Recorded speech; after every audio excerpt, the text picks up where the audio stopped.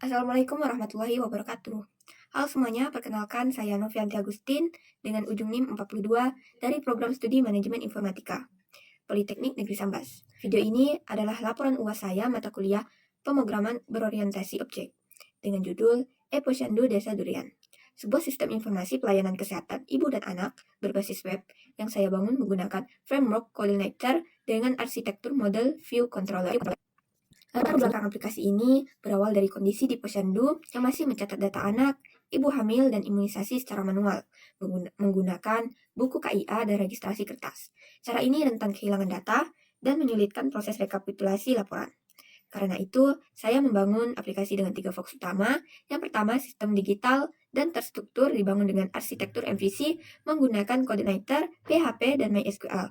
Kedua adalah role-based access, yaitu 3 level akses pengguna, yaitu pengguna kepala, bidan, dan kader. Ketiga adalah fitur rekomendasi gizi berbasis AI yang mengintegrasikan LLM eksternal untuk memberi rekomendasi gizi anak secara otomatis. Ruang lingkup aplikasi ini mencakup 4 modul utama. Yang pertama adalah modul anak yang menyimpan nik, nama, jenis kelamin, tanggal lahir, nama ibu, dan alamat. Modul kedua adalah modul ibu hamil yang mencatat usia kehamilan, HPHT, HPL, Lila, dan status resiko kehamilan. Selanjutnya adalah modul imunisasi yang mencatat jenis imunisasi seperti HBO, BCG, polio, campak, dan lain-lain, beserta status sudah atau belum. Yang terakhir adalah modul jadwal posyandu untuk kegiatan penimbangan, imunisasi, kelas ibu hamil, dan penyuluhan. Aplikasi ini dibangun dengan arsitektur MVC bawaan coordinator. Alurnya request masuk lewat router, diteruskan ke controller, dan controller akan memanggil model untuk mengambil dan menyimpan data ke database. Lalu hasilnya akan ditampilkan lewat view. Secara keseluruhan, aplikasi ini memiliki 11 controller, yaitu out, dashboard, kepala, bidan, anak, bumil, kunjungan anak, kunjungan bumil, imunisasi, jadwal, dan landing, serta 8 model, yaitu model user, model anak, model bumil, model kunjungan anak, model kunjungan bumil, model imunisasi, model jadwal, dan model bidan. Sekarang saya tunjukkan langsung penerapan konsep OOP di kode program.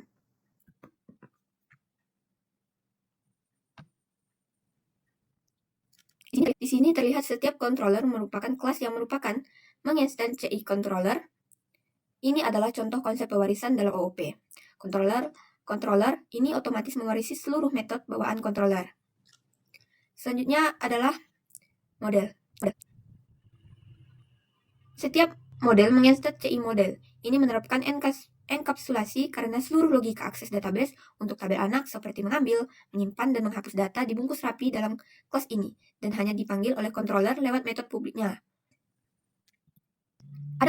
Ada 4 fitur utama yang akan saya jelaskan sekaligus tunjukkan kodenya, yaitu autentikasi atau rule, CRUD data anak, pemantauan ibu hamil, dan rekomendasi gizi AI.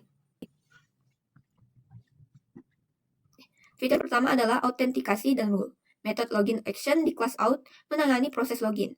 Password yang diinput akan dihash menggunakan fungsi MD5 sebelum dicocokkan dengan data di tabel user. Jika cocok, sistem akan menyimpan user ID, username, dan role ke dalam section menggunakan di session set user data. Lalu mengarahkan pengguna ke dashboard. Peran atau role inilah yang nantinya akan menentukan menu apa yang bisa diakses. Fitur kedua adalah CRUD data anak. Kelas anak punya metode lengkap seperti indeks untuk menampilkan daftar, tambah dan simpan untuk menambah data baru dengan validasi nik harus 16 digit, edit dan update untuk mengubah data, hapus untuk menghapus, serta print data untuk mencetak rekap data berdasarkan filter bulan dan tahun. Selanjutnya ke model bumil.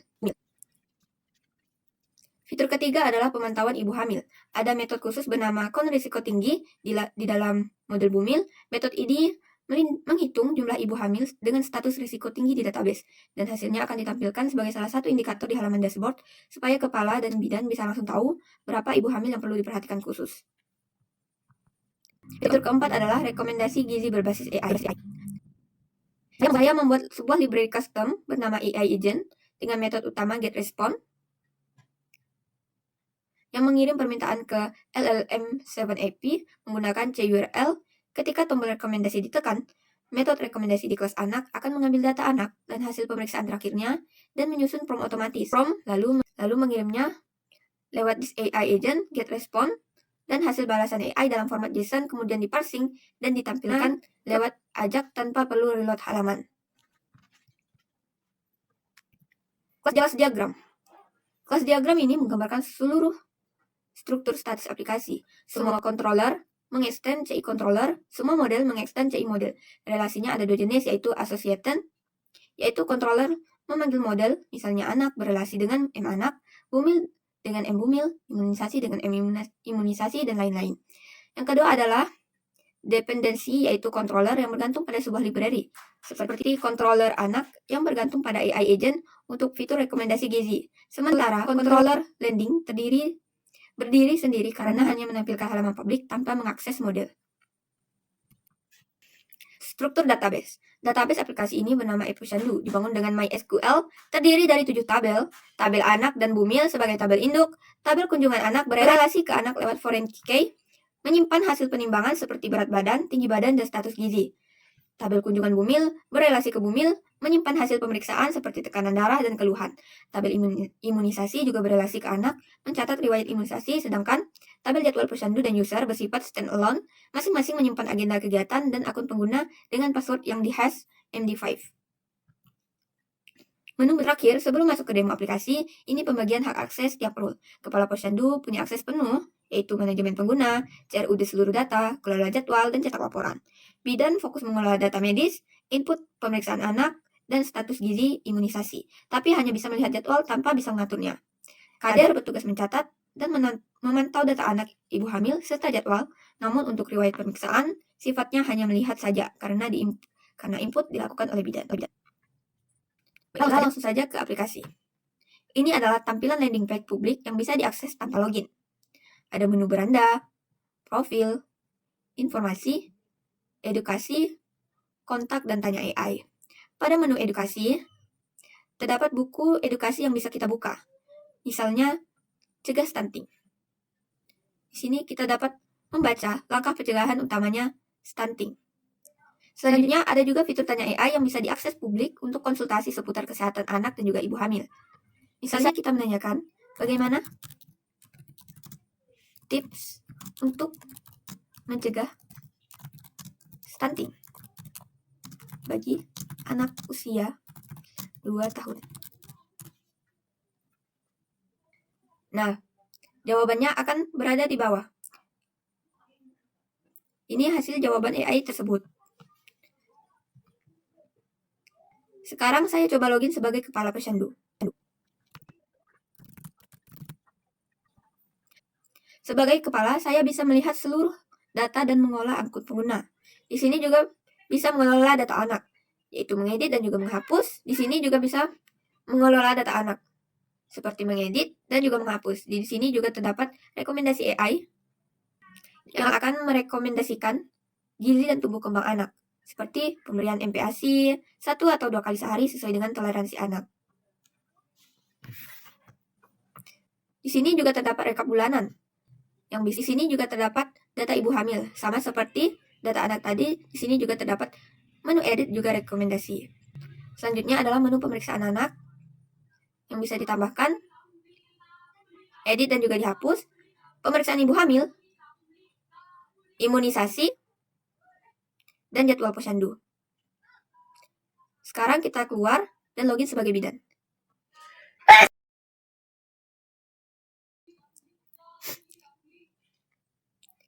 Di sini, ini adalah menu bidan. Terdapat nama pasien, dan input cepat, dan dashboard total ibu hamil, total pemeriksaan, dan lain-lain.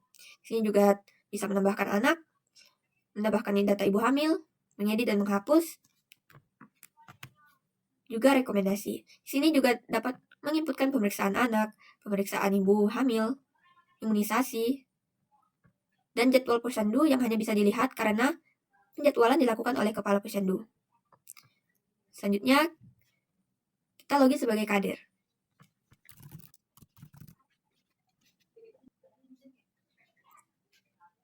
Ini adalah dashboard kader. Di sini juga terdapat akses cepat yang bisa langsung ke halaman data ibu hamil. Pada kader juga dapat menambahkan data anak, juga data ibu hamil. Juga mencetak Di sini juga terdapat fitur mencari nama. Misalnya, akan menampilkan nama ibu hamil. Di sini juga terdapat riwayat pemeriksaan yang hanya dapat dilihat karena input pemeriksaan dilakukan oleh bidan. Sama seperti riwayat pemeriksaan bumil, riwayat imunisasi, dan juga jadwal.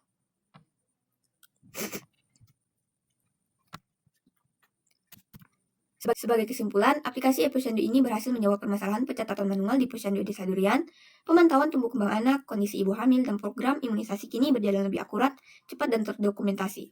Secara teknis, aplikasi ini dibangun dengan 11 controller dan juga 8 model menggunakan konsep OOP secara penuh, yang dilengkapi dengan 3 level role-based, access sebagai kepala, bidan, dan juga kader, fitur rekomendasi gizi berbasis AI, serta landing page edukasi publik, dan fitur cetak laporan berdasarkan periode. Demikian video demo dan penjelasan aplikasi e-Posyandu Desa Durian dari saya, Novianti Agustin. Terima kasih atas perhatiannya. Mohon maaf bila ada kekurangan. Wassalamualaikum warahmatullahi wabarakatuh.